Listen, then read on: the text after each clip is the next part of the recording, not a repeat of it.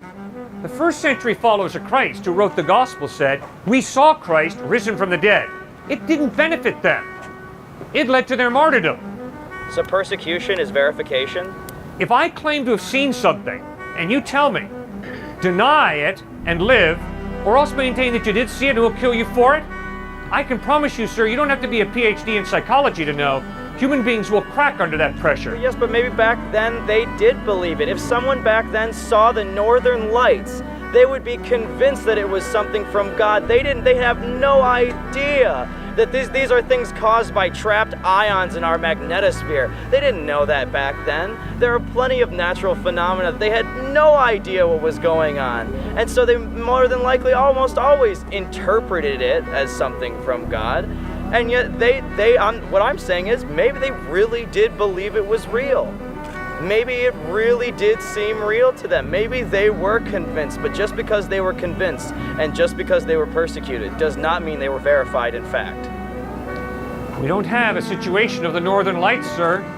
In 1 John chapter 1, the Apostle John writes, that which we've seen, that which we've heard, that which we have handled with our own hands, this Jesus we're proclaiming to you. It is a clear historical claim.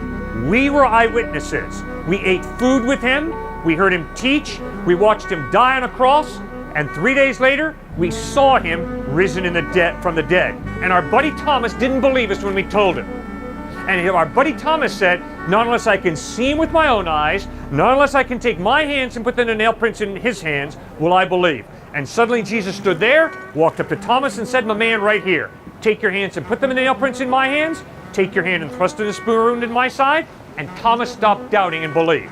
So, sir, that's an incredible eyewitness claim. They are either lying through their teeth, or they're speaking the truth.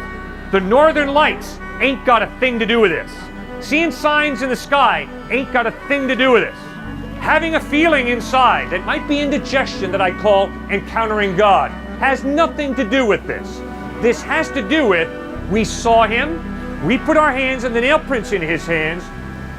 We talked with him. We ate food with him. This Jesus rose from the dead. That's the claim. They're either lying through their teeth or they're speaking the truth.